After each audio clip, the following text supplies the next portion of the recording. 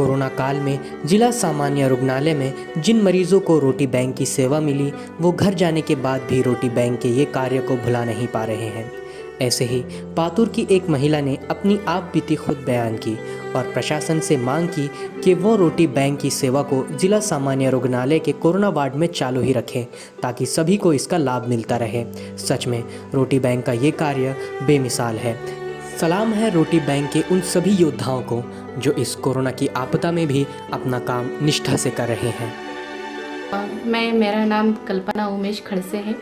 मैं पातुर की रहने वाली हूँ। 2 महीने पहले मेरा बच्चा है जिसका नाम श्री खड़से है, उसका थोड़ा इन्फेक्शन हो गया था उसके गले में। तो हम जब वो महामारी मतलब कोरोना का वायरस चालू था तो हमें डर के थोड़ा कि कुछ बच्चे को इन्फेक्ट हुआ क्या, तो हम फिर उसको अकोला मेन हॉस्पिटल में लेके गए। तो फिर वहाँ पे उसकी कोरोना मतलब जो टेस्टिंग थी वो करवाई। 2 दिन के बाद उसका रिपोर्ट आया। रिपोर्ट तो नेगेटिव आया, लेकिन नेगेटिव आने के बाद भी मतलब सब रिलेटिव में इतने ये हो गई ये बात क्यों लेके कि उसको मतलब हॉस्पिटल ले गए, उसके टेस्टिंग किए। फिर भी हमने उनको कन्विंस किया कि वो पॉजिटिव नहीं है, तो लेकिन वो कुछ मान नहीं रहे थे। तो सब तरफ से ऐसी नेगेटिव फीलिंग आ रही थी सब तरफ से। लेकिन फिर हम वहाँ पे हमारी पहचान हुई, एक रियाज भाई करके हैं, तो उनसे पहचान हुई। तो वो मतलब रोटी बैंक करके मिशन है, तो वो खाना लाते थे सबके लिए। तो हमने उनसे उन्होंने बात की हमसे कि कुछ प्रॉब्लम है क्या आपको, तो तब हमने थोड़ा हिचकिचाया, हमने बात नहीं की उनसे उतना अच्छी तरह से। तो बोले कि नहीं हमको कुछ प्रॉब्लम नहीं। लेकिन 1-2 दिन गए फिर, और लॉकडाउन भी बड़ा स्ट्रिक्ट था, और मतलब बाहर भी कुछ नहीं मिल रहा था। और मेरे हस्बैंड हम जो मतलब मेरे बच्चे को लेडीज़ वार्ड में शिफ्ट किया था बाहर रुकने में, तो 10 दिन रुकना पड़ा वहाँ पे। तो बाहर से भी कुछ नहीं मिल रहा था, और मेरे हस्बैंड भी अंदर नहीं आ सकते कि बोले वो लेडीज़ पेशेंट वार्ड था। तो फिर बहुत प्रॉब्लम हो रही थी खाने की सब बातों की। तो फिर रियाज भाई से हमने कांटेक्ट किया, तो वो बोले ठीक है आपको जब भी कुछ प्रॉब्लम हो तो आप मेरे से कांटेक्ट कीजिए। तो फिर हमने उनसे बोला कि हमको भी थोड़ा पार्सल चाहिए।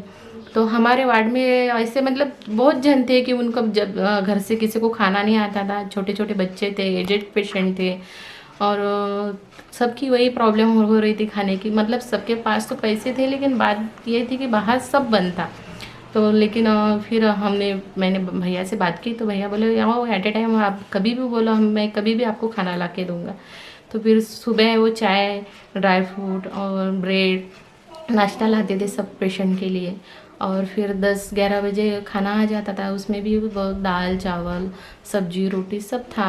वो भी बहुत पार्सल किया हुआ और पैकिंग किया हुआ सबको खाना। और जब वो आते थे तो पूरी किट पहन के और हाथों में मास्क लगा के, और मुंह को भी मतलब मास्क लगा के, हाथों में हैंड ग्लोव्स सब मतलब टाइट ऐसी ये थी, सावधानी बरखी थी। उनके साथ उनके दोस्त भी थे, वो मौलाना साहब थे, उनका नाम मेरे को याद नहीं, लेकिन उनकी टीम ही थी पूरी। तो फिर वो बहुत अच्छे से सबको ट्रीट कर रहे थे। किसी का मतलब मेडिसिन की प्रॉब्लम हो रही थी, किसी के पास पैसे नहीं थे, तो सब मतलब 1-2 बार मेरे बच्चे को आराम नहीं पड़ा अंदर के मेडिकल से। तो मैंने उनको बोला, तो बाहर जाके इतने मेडिकल उन्होंने ढूंढे कि कोई चालू होगा तो मैं उसको मेडिकल रात को लगा के देता। तो बार बार चक्रा मार रहे थे। और मतलब छोटे छोटे बच्चे थे हमारे वार्ड में, तो सबको देखने आते थे कि किसको मतलब हम तो मतलब कोरोना पॉजिटिव नहीं थे हम, लेकिन हमारा वार्ड तो अलग था। लेकिन जब भी आते थे सब बच्चों को बिस्किट लेके, ड्राई फ्रूट लेके आते थे। और सबसे बड़ी बात ये थी कि मतलब जो कोरोना पॉजिटिव लोग निकल रहे थे, वो मतलब इतने डरने का माहौल नहीं था, लेकिन जो उनके साथ जो रिलेटिव थे वो बहुत डर रहे थे उस वक्त। तो उनको बहुत दिलासा दे रहे थे वो कि ऐसी कोई बात नहीं, सब अच्छा हो जाएगा। और फिर लेकिन सबसे बात ये है कि अगर तुम सही तरीके से खाओगे ही नहीं, तुम्हारी इम्यूनिटी पावर बढ़ेंगी कैसी। फिर उन्होंने 2-3 बार मेरे को बोला कि दीदी आपको कोई भी प्रॉब्लम हो, पैसे भी लगे तो आप मेरे को कभी भी कॉल करो एट ए टाइम। तो मैंने बोला ठीक है। लेकिन जो खाना लाते थे फिर हम पूरे वार्ड में वो बांट के खाते थे सब जन। तो मतलब उनका वेट करते थे हम कब भैया आएंगे। तो जैसे घर से टिफ़िन आता है वैसे ही उनका टिफ़िन का हम ये करते थे, वेट करते थे सब जन। तो फिर जब भी वो पार्सल लाते थे मेरे को कॉल कर देते कि दीदी खाना आया, हम सब जाके वो खाना लाते थे। फिर मेरे बच्चों को बोला कि सुबह शाम डॉक्टर ने कि इसको गर्म पानी चाहिए, काढ़ा चाहिए, तो मैंने उनको बोला कि भैया ऐसे ऐसे प्रॉब्लम हो रही, तो 3 बार आते थे दिन में, तो तीनों बार मतलब गर्म पानी, चाय, घर से कलौंजी सब लाते थे वो गर्म करके।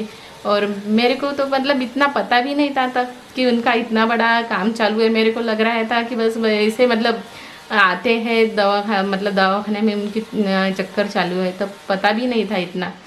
तो क्योंकि जैसे बाहर निकालना मना था दवा हॉस्पिटल से, तो हम हमारे वार्ड में ही थे। लेकिन कभी भी प्रॉब्लम हुई तो मैं सब मेरे वार्ड में कि मेरे को बोलते थे, कुछ प्रॉब्लम हुई थी मैं भैया को कॉल लगा देती थी सब बातों को। हालांकि हॉस्पिटल का खाना आता है, मतलब डॉक्टर लोग भी बहुत अच्छे ट्रीट कर रहे हैं, लेकिन जैसे घर का खाने और हॉस्पिटल के खाने में फ़र्क रहता है। तो ये बात तो सबको पता है कि मतलब घर का खाने का सब वेट कर ले। तो फिर मेरे को मतलब मेरी यही दरख्वास्त है, जो भी मेरा वीडियो देख रहे हैं, वरिष्ठ अधिकारी, कलेक्टर साहब, आप जो भी समाज कार्य करते हैं, जो भी आप ये देख रहे हैं, आपको भी उतनी फ़िक्र है सबकी। हमको पता है कि सब अच्छे से ट्रीट कर रहे हैं सबको, लेकिन सर सबसे पहले तो मतलब खाने से इम्यूनिटी पावर बढ़ती है। और जो उनकी टीम वर्क कर रही है काम, तो मतलब बहुत सावधानी या एजुकेटेड लोग जुड़े हैं वहाँ, तो मदद कर रही है। जैसे लोग, कुछ लोगों के पास पैसे नहीं रहते, कुछ लोगों के पास पैसे होके भी बाहर कुछ चालू नहीं है। तो आप प्लीज़ जो रोटी बैंक जो मिशन है उनका, तो उन लोगों को सपोर्ट कीजिए।